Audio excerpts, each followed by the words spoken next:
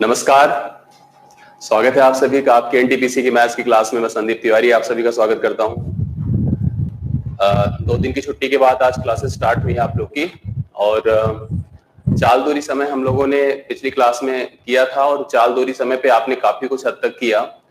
आज की जो क्लास है हम लोग चाल दूरी समय के आगे के पार्ट पे स्टार्ट करने जा रहे हैं। 2 दिन का समय आप लोगों ने अच्छे से यूज किया होगा और अच्छे से आपने प्रैक्टिस करी होगी। उम्मीद यही करते हैं हम लोग कि जो पढ़ाया जाए उसको आप लोग प्रैक्टिस करिए, क्योंकि एग्जाम की डेट कभी भी आ सकती है और एग्जाम जल्दी होगा। ये मान के चलिए शुरुआत, भाई किसी का अलग मैटर है कि लेट हो जाए, जुलाई में हो जाए, अगस्त में हो जाए, लेकिन शुरुआत एग्जाम की हो जाएगी बहुत जल्दी। इसलिए एग्जाम के लिए अब आप लोग कमर कस लीजिए और कमर कस के तैयारी करना शुरू कर दीजिए। तो हम जो है चाल दूरी समय पे ही फिनिश किए थे लास्ट क्लास में। हमने वहां पे कुछ अपेक्षित चालों के ऊपर डिस्कशन किया था। मैंने कहा था जब किसी को कोई क्रॉस करे कोई जो है, तो हम कल जब फाइनली वीकेंड होगा तो उस समय हम कुछ सीट भेजेंगे आपको जिसमें कंबाइंड प्रश्नों की श्रृंखला रहेगी। तो आज की इस क्लास में हम 2 चीज करने जा रहे हैं। सबसे पहले तो आज हम आपको ट्रेन का कॉन्सेप्ट जो चाल दूरी समय का ही पार्ट होता है उसको फिनिश करेंगे। आज शाम को हम उस पर प्रैक्टिस करवाएंगे। दूसरी तरफ कल जब हम पढ़ाएंगे तो बोट एंड स्टीम का कॉन्सेप्ट दिन में बताएंगे, शाम को उस पर प्रैक्टिस कराएंगे। इस प्रकार से आपका टॉपिक जिससे फिनिश हो सके और आप उस पर ज्यादा से ज्यादा कर सके। तो चलिए ध्यान दीजिएगा सब लोग। यहाँ पे आज शुरुआत हम लोग करने जा रहे हैं चाल दूरी समय के ही अगले पार्ट पर, जिसको हम लोग कहते हैं ट्रेन कॉन्सेप्ट।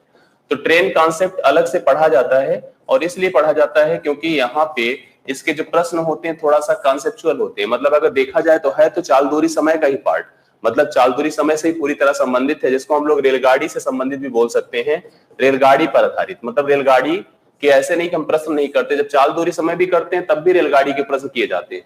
वहां पे भी चाल दूरी समय भी रेलगाड़ी के प्रश्न किए जाते हैं, लेकिन रेलगाड़ियों की जो कंडीशन होती है, जो स्थिति होती है, इस कॉन्सेप्ट को पढ़ने के दौरान आप डिफरेंट तरीके से फेस करते हैं। मतलब आप ऐसा नहीं सोचते कि कोई रेलगाड़ी किसी एक स्टेशन से निकले, दूसरे स्टेशन पर पहुंचे और वहां पे पहुंचकर अगले स्टेशन पर जाए। इस प्रकार की बातें नहीं होती यहाँ पे। यहाँ पे जो है आपकी जो बातें होती हैं वो किसी एक रेलगाड़ी के किसी एक प्लेटफॉर्म पर पहुंचने के दौरान उत्पन्न हुई तमाम सारी परिस्थितियों पर डिपेंडेंट होती है। मतलब जब एक रेलगाड़ी किसी एक प्लेटफॉर्म पर पहुंचती है तो क्या क्या सीन एराइज होते हैं, क्या क्या स्थितियां उत्पन्न होती हैं, इन्हीं सारी बातों को हम लोग यहाँ पे नोटिस करने जा रहे हैं। तो सबसे पहले मैं आपको बता दूं कि आप क्योंकि रेलगाड़ी पढ़ने चल रहे हैं तो रेलगाड़ी फिक्स अपनी उसकी एक सर्टेन लंबाई होती है। आप सब लोगों को पता है कि रेलगाड़ी की अपनी एक सर्टेन लंबाई होती है, जिसका एक ड्राइवर यहाँ होता है, जिसका एक कर दे तो आपको समझ में आ ही रहा होगा कि एक रेलगाड़ी किसी एक बड़ी सड़क को क्रॉस कर जाती है, मतलब काफी लंबी दूरी खुद अपने आप को तय करती है। अगर मुझे उस ड्राइवर से गार्ड तक पहुंचना है, इस ड्राइवर से इस गार्ड तक पहुंचना है, हमें इस पूरी रेलगाड़ी की लंबाई को कवर करना पड़ता है, पूरी इस लंबाई को तय करना पड़ता है। तो ऐसी स्थिति में जब रेलगाड़ी कहीं पे पहुंचती है, किसी स्टेशन के पास पहुंचती है, तो क्या क्या स्थितियां उत्पन्न होती हैं, इन्हीं सारी बातों को लेकर के हम लोग यहाँ पे कंटिन्यू करने जा रहे हैं। तो सबसे पहले एक चीज हमको सबको पता है कि जो स्पीड होती है, जो चाल होती है, वो डिस्टेंस अपॉन टाइम होता है। इसमें कोई डाउट और संदेह नहीं है, डिस्टेंस अपॉन टाइम है। लेकिन इसके पहले भी मैंने आपको थोड़ा सा इंडिकेट किया था, क्योंकि जो लंबाई होती है जनरली रेलगाड़ी की वो आपकी मीटर में होती है। किसमें होती है? मीटर में होती है। लेकिन जो चालें होती हैं रेलगाड़ियों की वो लगभग आपकी किलोमीटर प्रति घंटे में होती हैं। जो चालें होती हैं किलोमीटर प्रति घंटे में होती हैं। इसलिए यहाँ पे कन्वर्जन बड़ा इंपॉर्टेंट रोल प्ले करता है। मतलब आपको ये चीज ध्यान में रखना होगा कि हम कन्वर्जन को अच्छी तरह से पढ़ पा रहे हैं कि नहीं कर पा रहे हैं। मतलब कन्वर्जन को बेसिक तौर पर अच्छे से अप्लाई हम लोग को करना होगा। ठीक है, थोड़ा सा एक बार बताएं मुझे कि आप लोग की वीडियो चल रहा है प्रॉपर, आवाज जा रही है, वीडियो अच्छे से चल रहा है, बफरिंग तो नहीं हो रही है? कुछ लोगों को शिकायत आई है बफरिंग की समस्या, थोड़ा सा बताएं आप सभी लोग कि बफरिंग तो नहीं हो रही है। सही है सर, बफरिंग सही है। ओके, चलिए पढ़िए आप लोग, ध्यान दीजिए, थोड़ा सा आप लोग को समझ में आएगा। तो मैंने जो आपको बताया कि रेलगाड़ी की अपनी एक सर्टेन लंबाई होती है। इस लंबाई से रेलगाड़ी किसी एक डिस्टेंस, किसी एक दूरी को तय करती है, मतलब किसी एक पोजीशन को तय करती है।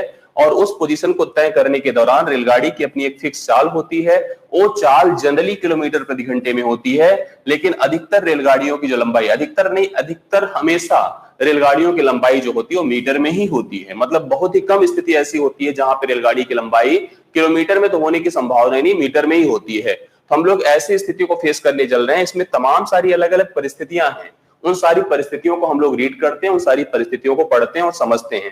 तो जैसा कि मैंने पहले से बता रखा है कि यहाँ पे जो रेलगाड़ियां होती हैं वो रेलगाड़ियां विशेषतः जो है आपकी कहां पे होती हैं? रेलगाड़ियां विशेष तौर पर किसी एक प्लेटफॉर्म पर आती हैं, मतलब किसी एक सर्टेन स्टेशन पर आने की स्थिति की बात होती है। जब आती हैं तो रास्ते में बहुत कुछ नजर आता है उसे, जैसे उसे नजर आता है कोई खंभा, कोई खड़ा व्यक्ति, कोई पेड़। इन तरह की तमाम सारी परिस्थितियों को फेस करती हुई रेलगाड़ी जब प्लेटफॉर्म पे पहुंचती है तो किसी प्लेटफॉर्म को ही पार करना उसे होता है, किसी खड़ी रेलगाड़ी को पार करना होता है, किसी जो है कभी कभी वहां पे पहुंचने के दौरान उसे जो है किसी एक सुरंग को पार करना पड़ता है, किसी एक पुल को पार करना पड़ता है। तो तमाम सारी इन परिस्थितियों को फेस करने की स्थिति हमारे सामने बनती है। इन्हीं सारी चीजों को लेकर के हम लोग यहाँ पे रेलगाड़ी को पढ़ने जा रहे हैं। आप लोग थोड़ा समझने की कोशिश करिएगा तो सारी चीजें आपको स्पष्ट हो जाएंगी। तो हर केस को हम लोग एक एक करके रीड करते हैं। रीड करने से पहले आप एक चीज ध्यान दीजिए, ये आपकी रेलगाड़ी है, रेलगाड़ी का यहाँ पे ड्राइवर है, यहाँ पे उसका गार्ड है, ये उसकी लंबाई है, ये उसकी लंबाई है, और उस रेलगाड़ी की अपनी एक चाल है जिसको हम लोग यस से कह रहे हैं, तो ये उसकी रेलगाड़ी की चाल है। सबसे पहली स्थिति हम लोग यहाँ पे देख रहे हैं केस 1, रेलगाड़ी इधर साइड मूव कर रही है। केस 1 में हम आपको बताएंगे जब कोई रेलगाड़ी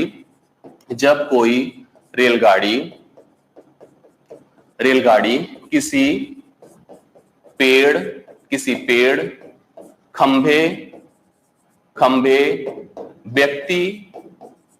व्यक्ति को पार करे, किसी पेड़, खंभे या व्यक्ति को पार करे। अब आप समझने की कोशिश करिएगा कैसे होगा। देखिए रेलगाड़ी गुजर रही थी, ऐसे आ रही थी, रेलगाड़ी की अपनी एक सर्टेन लंबाई थी, ये उसकी लंबाई थी यहां से यहां तक, ये उसकी चाल थी यस, ये उसकी स्पीड थी, चाल को हम यहाँ पे यस से डिनोट कर रहे हैं। रेलगाड़ी इधर से गुजर रही थी, रास्ते में रेलगाड़ी को एक पेड़ दिखा, रेलगाड़ी को एक पेड़ नजर आया, रेलगाड़ी इस पेड़ को क्रॉस करना चाहती है। तो पार करने की स्थिति समझिएगा, पार करने की स्थिति सबसे पहले क्या होगा कि यहाँ पे ड्राइवर टच करेगा, लेकिन धीरे धीरे ड्राइवर आगे बढ़ता रहेगा। और पार करने का मतलब ये नहीं कि ड्राइवर पार करे, पार करने का मतलब ये होता है कि गार्ड पार करे, ड्राइवर निकल जाए और ड्राइवर यहां पे पहुंच जाए और गार्ड केवल पार करे। तो मैं आपको बता दूं कि जब ड्राइवर क्रॉस होकर के गार्ड तक स्थिति पहुंचती है तो समझ लीजिए रेलगाड़ी ने उस पेड़ को, या वहां पे कोई खंभा लगा होता उस खंभे को, या कोई वहां पे व्यक्ति खड़ा होता उस व्यक्ति को, किसी को भी अगर इस स्थिति में पार करती तो सही पूछा जाए तो ना तो उसने खंभे को पार किया है, ना व्यक्ति को पार किया, ना खुद को पार किया है, ना तो पेड़ को पार किया है, उसने खुद को ही पार किया है।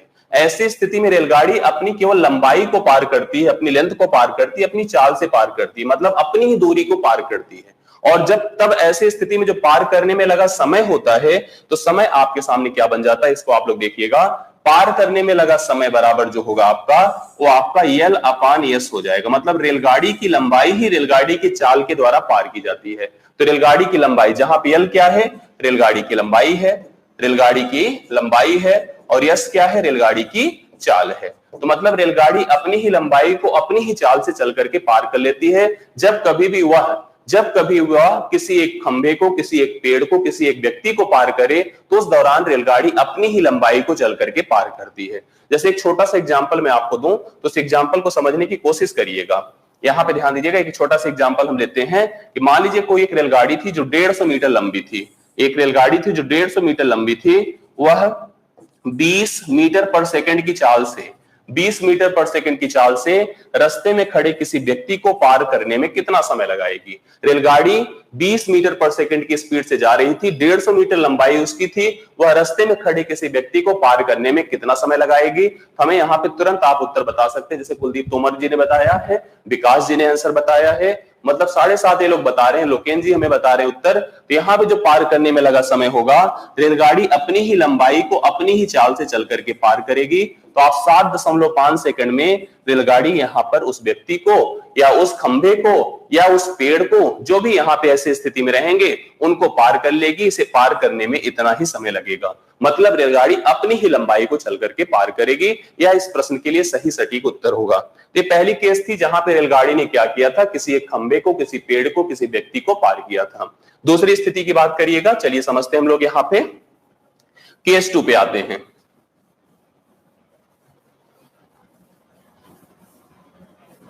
चलिए केस 2 देखते हैं हम लोग यहाँ पे।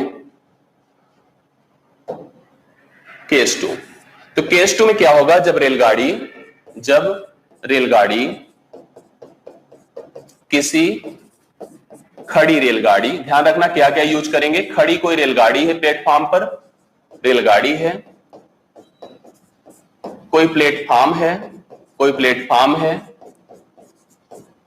पुल है, सुरंग है, इस तरह की कोई बात है। जैसे कोई रेलगाड़ी क्या करे, कोई खड़ी रेलगाड़ी हो, कोई पुल हो, कोई प्लेटफॉर्म हो, किसी सुरंग को या किसी भी पुल को अगर पार करती है तो पार करने की स्थिति क्या बनेगी। सबसे पहले समझिएगा, ये देखिए रेलगाड़ी थी, ये आपकी रेलगाड़ी थी, इस रेलगाड़ी का अपना एक ड्राइवर था, इसका अपना एक गार्ड था। इस रेलगाड़ी की लंबाई L1 थी, इसकी चाल एक यस थी, यहाँ पे इसकी चाल थी, और ए इसकी रेलगाड़ी की लंबाई थी, इसकी लंबाई थी, रेलगाड़ी की लंबाई। अब आप समझने की कोशिश करिएगा। जैसे मान लीजिए ये रास्ते में जा रही थी, तब तक इसे एक प्लेटफॉर्म नजर आया, यहाँ पे एक प्लेटफॉर्म इस रेलगाड़ी को दिखा।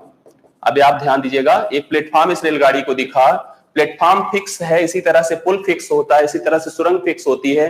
प्लेटफॉर्म पर खड़ी कोई रेलगाड़ी फिक्स होती है, जो फिक्स है, जिनके अंदर मूवमेंट नहीं है। मान लीजिए उसकी अपनी एक डिस्टेंस तो है ना, मतलब लेंथ है, तो लेंथ मतलब यहाँ पे इसकी लंबाई अगर सपोज करिए L2 है, तो रेलगाड़ी इस प्लेटफॉर्म को या इस तरह के किसी एक सुरंग को या किसी तरह के किसी एक पुल को अगर पार करती है, इसी तरह से प्लेटफॉर्म पर खड़ी किसी रेलगाड़ी को पार करती है, तो पार करने के लिए देखिए सबसे पहले क्या होगा, उसका ड्राइवर प्लेटफॉर्म को टच करेगा, उसके अंदर घुसेगा, बढ़ता बढ़ता आगे चला जाएगा और ड्राइवर एक समय यहां पे निकल जाएगा। लेकिन इसको पार करना नहीं कहेंगे, पार करने की स्थिति तब बनेगी जब ये सिचुएशन हमारे सामने आए कि ड्राइवर यहां पहुंच जाए, गार्ड यहां पे पहुंच जाए।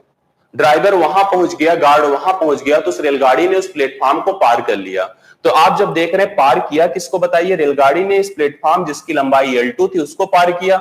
लेकिन सही सही पार करना किसको पार हुआ, देखिए इसने अपनी भी लंबाई को तो क्रॉस किया। मतलब जब यहीं पे क्रॉस कर गई होती तब तो माना जाता है केवल प्लेटफॉर्म को पार करी है, लेकिन उसने जाकर के पार करना हम तब मान रहे थे जब रेलगाड़ी का ड्राइवर वहां पहुंच जाए, उसका गार्ड वहां पहुंच जाए। इस समय ऐसी स्थिति को L1 प्लस L2 कहेंगे, मतलब दोनों की लंबाइयों को जोड़ दिया जाएगा। सही सही लंबाई जो हमने पार कराया है वो आपकी L1 प्लस L2 हो जाएगी।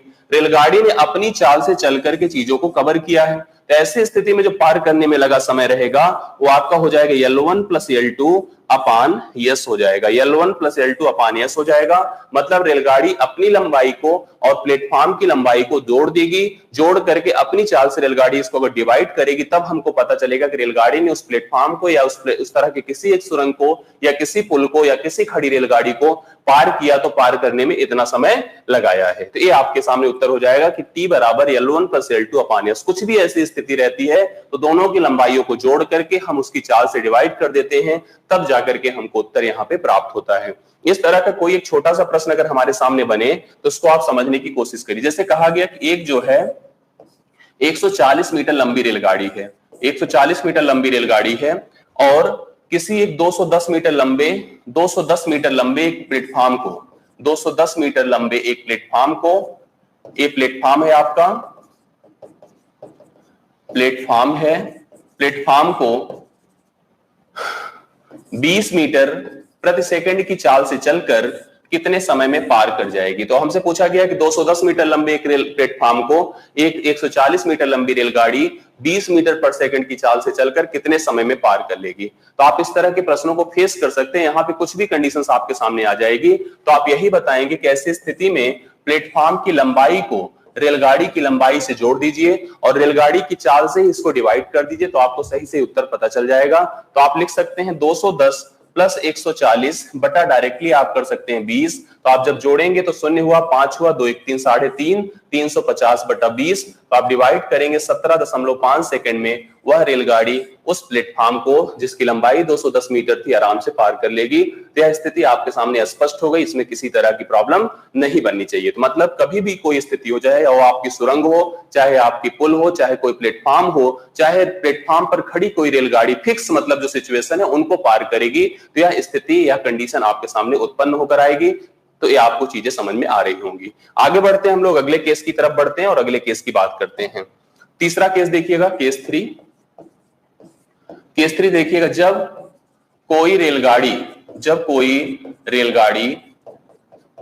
किसी चलती हुई रेलगाड़ी को पार करे, किसी चलती हुई रेलगाड़ी को पार करे, चलती हुई रेलगाड़ी को पार करे। अब यहां पे ध्यान देने की बात है, रेलगाड़ी को पार करे,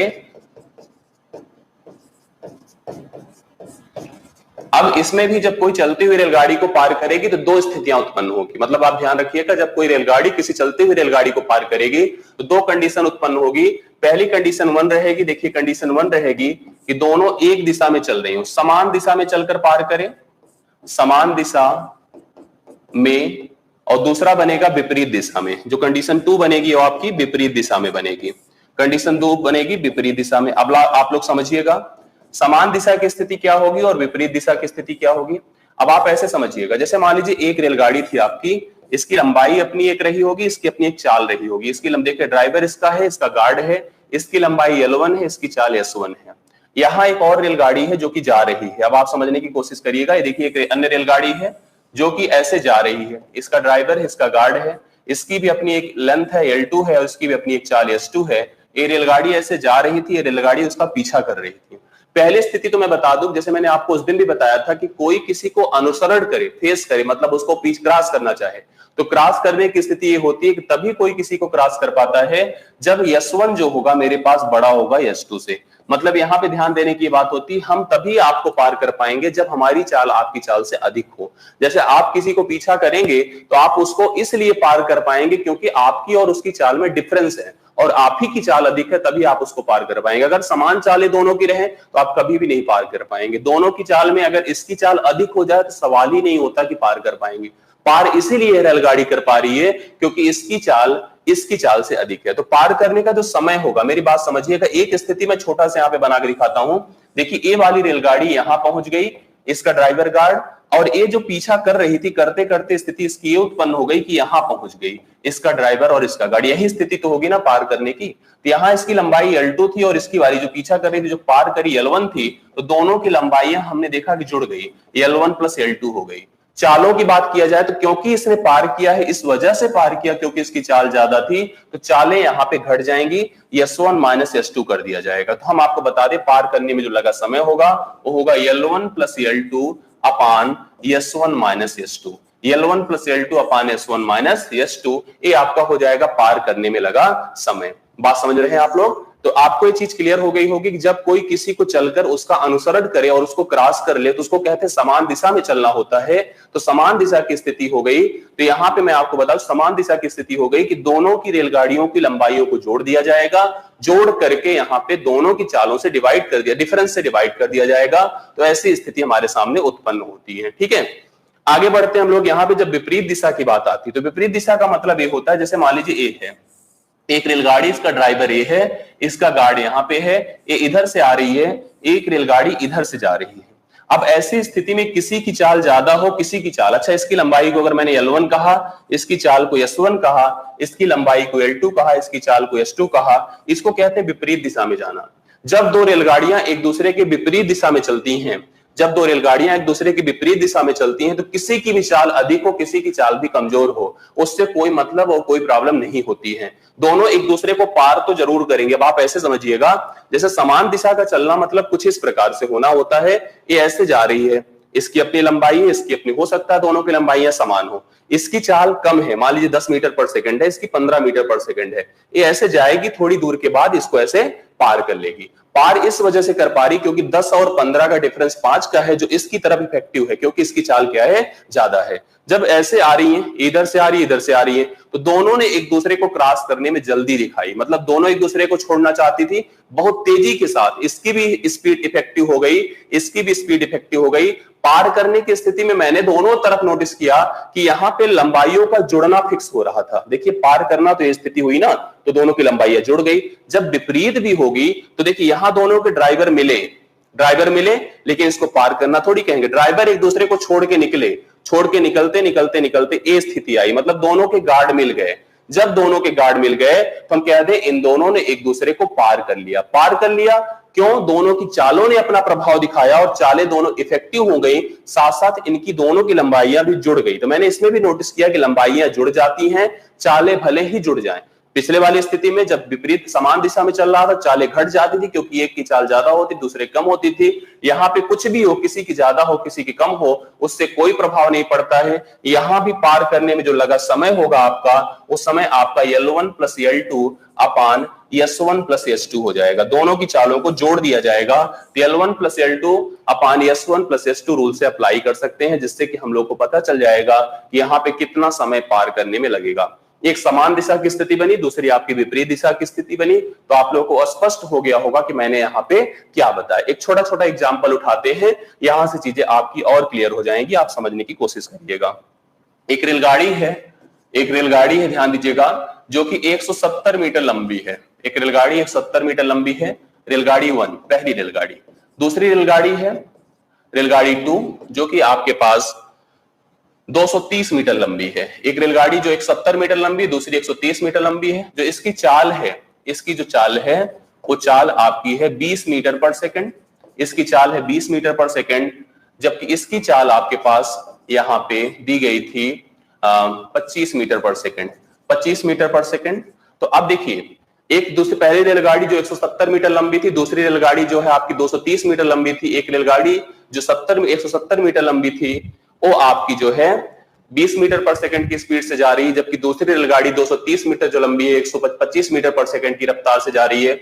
हमने कहा जब ध्यान दीजिएगा, जब मैंने कहा रेलगाड़ी 2 ने रेलगाड़ी 1 का पीछा किया, देखिए आपकी रेलगाड़ी 2 थी, ये रेलगाड़ी 2 नंबर थी और इसने 1 नंबर का पीछा किया, 1 नंबर का पीछा किया, तो कितने समय में पार कर लेगी? मतलब समान दिशा में चलकर, ध्यान रखना, समान दिशा में चलकर सेकंड पार कर पाएगी फर्स्ट को। सेकंड मतलब रेलगाड़ी 2 फर्स्ट को कितने समय में पार कर लेगी? सेकंड फर्स्ट को कितने समय में पार कर लेगी? क्योंकि फर्स्ट तो सेकंड को पार नहीं कर पाएगी, क्योंकि उसकी चाल क्या है, 20 मीटर पर सेकंड है। तो सेकंड फर्स्ट को पार करेगी तो कितने समय में पार कर लेगी? इसके लिए सिंपल सा अप्रोच है, 170 प्लस 230 बटा यहां पे क्या कर देंगे, 25 माइनस 20। 25 माइनस 20 जोड़ दिया तो यहां पे कितना हो गया बताइए, 230, 330, 400।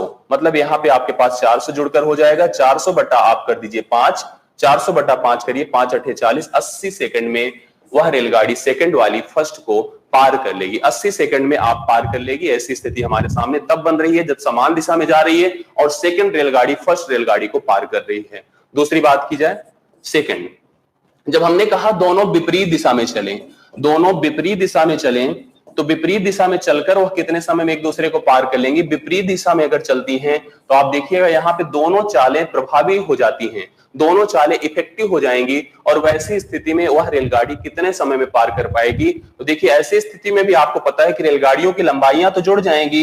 170 प्लस 230 बटा कितना कर देंगे, 25 प्लस 20 करेंगे तो 25 20 आपका 45 हो जाएगा।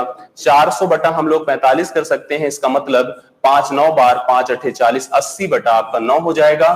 तो हम 9 9 81, 9 8 72, 8 बटा 9 मिनट सेकंड में यह रेलगाड़ी एक दूसरे को पार कर जाएंगे। 8 सही 8 बटा 9 सेकंड में दोनों रेलगाड़ियां एक दूसरे को पार कर लेंगी, जब दोनों यहाँ पे विपरीत दिशा में चलती है। तो विपरीत दिशा में क्योंकि दोनों प्रभावी हो जाती, दोनों इफेक्टिव हो जाती हैं, इसलिए जल्दी से जल्दी एक दूसरे को पार करने की कंडीशन बन पाएगी। तो ये आपके सामने यहाँ पे दोनों की कंडीशन हमारे सामने बनकर आ रही है, इसको आप लोग समझ सकते हैं। तो मैं आपको केवल और केवल यहाँ पे इंट्रोडक्शन दे रहा हूं, इन चीजों का कॉन्सेप्ट बता रहा हूं, जैसे मैंने आपको थंबनेल में लिखकर भी दिखवाया कि ट्रेन कॉन्सेप्ट चल रहा है। तो ट्रेन कॉन्सेप्ट के बाद हम प्रैक्टिस करेंगे शाम को, लेकिन पहले तो आप लोग सारी चीजों को क्लियर कर लीजिए, ठीक है? ध्यान दीजिएगा, ये आपको समझ में आ गया होगा। आगे बढ़ते हैं हम लोग अगले हिस्से के अप्रोच के साथ, केस 3 में आते हैं। तो केस 3 हम लोग पढ़ते हैं। अब क्या होगा बताइए, केस 3 में कभी ऐसी स्थिति हुई, जैसे कभी आप नोटिस करिए कि एक प्लेटफॉर्म है, बात को समझने की कोशिश करिएगा। एक प्लेटफॉर्म है ऐसा ही, उस प्लेटफॉर्म पर कोई एक व्यक्ति, आप रियलाइज करिए तो आपको समझ में आएगा। एक व्यक्ति जो है, उस व्यक्ति ने क्या किया, वह व्यक्ति चल रहा था, पीछे से कोई रेलगाड़ी आए, उस चलते हुए व्यक्ति को पार करे। पार करना दो प्रकार से इसमें भी बनेगा, एक सीधी दिशा में पार करना, दूसरा विपरीत दिशा में पार करना। तो जब कोई किसी को चलते हुए को पार करना चाहेगी तो दोनों प्रकार की स्थितियां उत्पन्न होगी, सीधी दिशा में और विपरीत दिशा में। तमाम ये दोनों परिस्थितियां आपके सामने फिर से उत्पन्न होगी। तो केस 3 या केस 4 था शायद, केस 4, जब कोई रेलगाड़ी किसी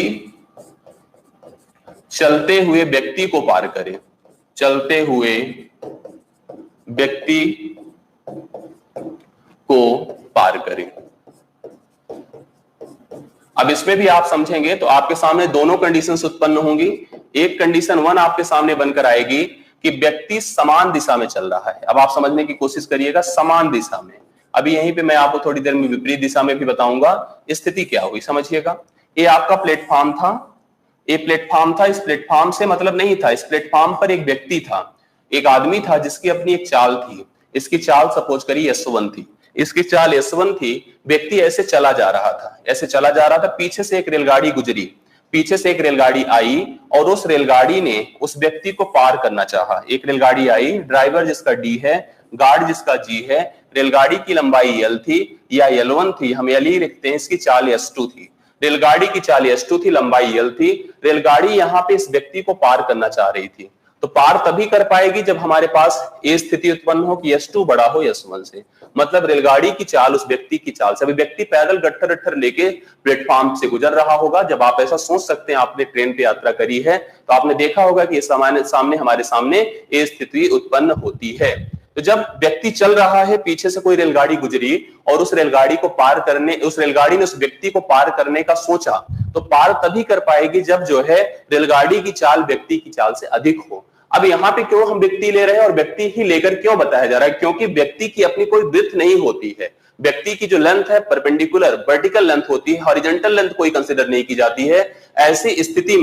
ऐसी स्थिति में यहां पर देखिएगा क्या कंडीशंस बनती है। तो पार करने की जो सिचुएशन होगी उसमें यही होगी, थोड़ी देर बाद व्यक्ति यहां कहीं पहुंच जाएगा और अपनी ही चाल के साथ ये रेलगाड़ी आपकी ऐसी स्थिति में आ जाएगी, इसको कहेंगे पार करना। ये ड्राइवर पहुंच गया, इसका गार्ड पहुंच गया। तो पार करने में जो लगा समय है, क्योंकि समान दिशा में चल रही है तो इसलिए यहाँ पे अच्छा लेंथ क्या होगी? लेंथ व्यक्ति की तो होगी नहीं, केवल रेलगाड़ी की होगी। इसलिए रेलगाड़ी की लंबाई पार की जाएगी। तो दोनों की चालों के डिफरेंस से, चालों का डिफरेंस क्या होगा बताइए? S2 - S1 होगा। दोनों की चालों से घटा करके व्यक्ति की नहीं, रेलगाड़ी की लंबाई को केवल पार किया जाएगा। तो पार करने का जो लगा समय होगा L बटा S2 - S1 हो जाएगा। तो S2 - S1 से करके हम लोग यहाँ पे व्यक्ति को पार करने में लगा समय ज्ञात कर सकते थे। चीज आपको क्लियर हो गई होगी। जैसे मान लीजिए छोटा सा एग्जांपल अगर हम यहाँ पे उठाएं तो हम आपको बता सकते हैं क्या स्थिति आपके सामने बनकर आती है। मान लीजिए व्यक्ति जो था वह 5 मीटर पर सेकंड की रफ्तार से जा रहा था। 5 मीटर पर सेकंड की रफ्तार से जा रहा था। यहां पे 250 मीटर लंबी रेलगाड़ी आई, 250 मीटर लंबी रेलगाड़ी आई, जिसकी चाल जो थी वो 20 मीटर पर सेकंड थी। 20 मीटर पर सेकंड थी। मेरी बात को समझिएगा कि 5 मीटर पर सेकंड की रफ्तार से जा रहे किसी एक व्यक्ति को उसी दिशा में 250 मीटर लंबी एक रेलगाड़ी जो कि 20 मीटर पर सेकंड की रफ्तार से आ रही है, पार करने में कितना समय लगाएगी? पार करने में कितना समय लगाएगी आप लोग बता सकते हैं, जिन लोगों को समझ में आ गया है। ठीक है, तो आप लोग बताएं कितना आंसर आएगा प्लीज जल्दी से। 50/3 मिथिलेश कुमार, हाँ चलिए बताइए जल्दी से। 16 से 2/3 50। देखिए एक बार हम समझाते हैं। आप लोग वही स्थिति आपके सामने 50/3 एक बिंज बता रहे हैं। तो मैं जो बता रहा था उसको ध्यान दीजिएगा। सबसे पहली चीज तो रेलगाड़ी अपनी ही लंबाई को पार करेगी 250 मीटर। चालों का डिफरेंस किया जाएगा तो यहां पे इसकी चाल 25 है और इसकी चाल आपके सामने 5 है। तो 25 से 5 घटाएंगे तो 20 है, 20 से 5 घटाएंगे तो 15 हो जाएगी। तो सेकंड आपके पास यहां पे होगा 5 से 3 बार, 5 50 बार। तो यहां पे 50/3 सेकंड आया, 50/3 सेकंड आया। यही आपका उत्तर हो जाएगा। 50/3 सेकंड को अगर हम लोग यहाँ पे लेके चलते हैं तो यही आपका उत्तर 16 से 2/3 सेकंड हो जा रहा है। करेक्ट है। इतने सेकंड में वह रेलगाड़ी उस व्यक्ति को आराम से पार कर लेगी जो व्यक्ति उसी दिशा में पैदल ही प्लेटफॉर्म पर चला जा रहा है। तो ये हो गया समान दिशा में चलना। दूसरा हो गया विपरीत दिशा में चलना। तो आप लोग ध्यान दीजिएगा विपरीत दिशा की स्थिति हमारे सामने क्या बनेगी। तो चलिए कंडीशन 2 को हम नोटिस करते हैं। सेम कॉन्सेप्ट होता है। कंडीशन 2 आप लोग देख लीजिएगा। तो कंडीशन 2 देखिएगा।